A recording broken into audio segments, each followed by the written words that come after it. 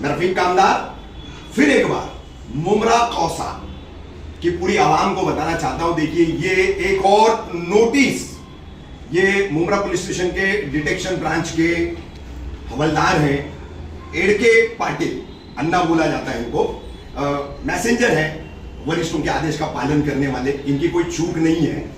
तो 2021 में मुझे पहला नोटिस, फिर 2022 में उसकी पुनरावृत्ति, रिपीटेशन, मुमरा कौसा की आवाम सड़कों पर उतरी और उस वक्त वो फाइल डोरमेंट की गई।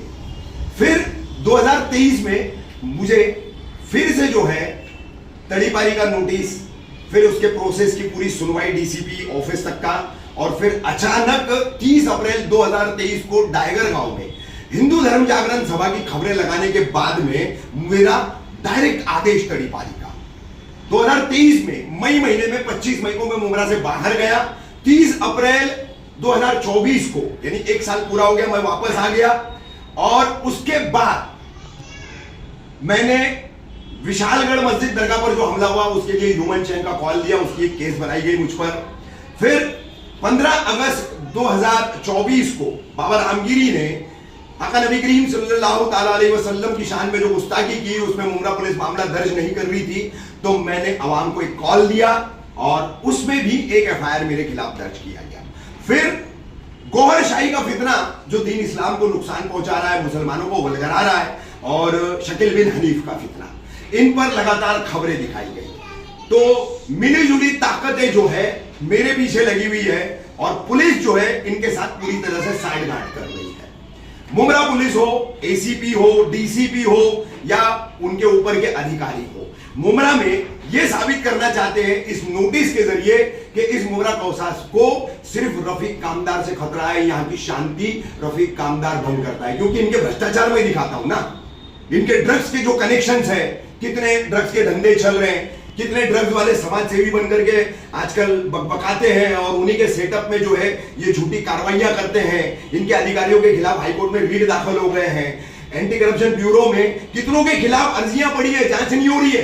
हो रही है क्या ना? जांच नहीं हो रही है। लेकिन रफीक कामदार को इस शहर से भगाना इसलिए जरूरी है क्योंकि पुलिस की पोल खोलता है रफीक कामदार।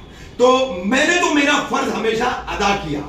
अब ये एक और नोटिस जो है थाने पुलिस, मुमरा पुलिस मुझे दे रही है, डीसीपी जोन 1 सुभाष बुरसे और कलवा डिवीजन एसीपी उत्तम कोलेकर मुझे दे रहे। इसका प्रोसेस मुझे पूरा करना होगा और प्रोसेस पूरा होने के बाद मैं अभी से बताता हूं ऑर्डर मेरे खिलाफ जाएगा, मुझे शहर से बाहर जाना होगा। फिर मुझे कोकन विभागीय डिविजनल कमिश्नर में जो है अपील करना होगा।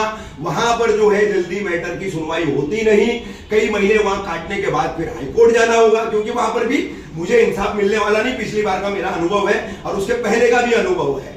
2012 में मेरा पहला तड़ीपार हुआ था, जब मैं दिनमान टाइम्स नाम का मेरा अखबार निकाला करता था और साप्ताहिक बुलंद उजाला हिंदी अखबार निकाला करता था। तो ये मेरी लड़ाई जो है 2012 से चल रही है और ये अब तक जारी है और शहर को खतरा सिर्फ मुझसे है। ये पूरी तरीके से थाने पुलिस, उनका जोन 1, उनका कलवा डिवीजन और मुमरा पुलिस ये साबित करना चाहते हैं कि रफीक कामदार डेंजरस फॉर द सिटी। अब आपको तय करना है, आवाम को, मुमरा कौसा की तमाम आवाम को तय करना है इस शहर के लिए घातक कौन है। मुमरा पुलिस का भ्रष्टाचार घातक है, मुमरा पुलिस का जो है मनमाना बेबंद शाही जिसे मराठी में बोलते हैं उस तरीके का कारोबार जो है, कामकाज जो है वो घातक है, या हर मजलूम के लिए, हर पीड़ित के लिए और गलत के खिलाफ आवाज उठाने वाला रफीक कामदार घातक है।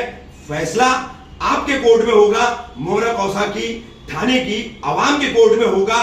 प्रतीक्षा होगी, इंतजार होगा मुझे, क्या इस पर आपकी प्रतिक्रिया होगी, किस तरह से आप जो है इस तड़ीपारी को लेंगे, किस तरह से आप इस पर रिएक्ट करेंगे।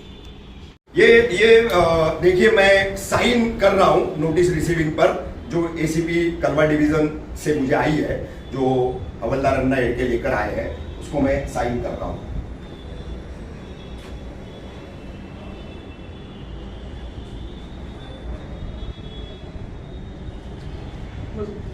डेट डालना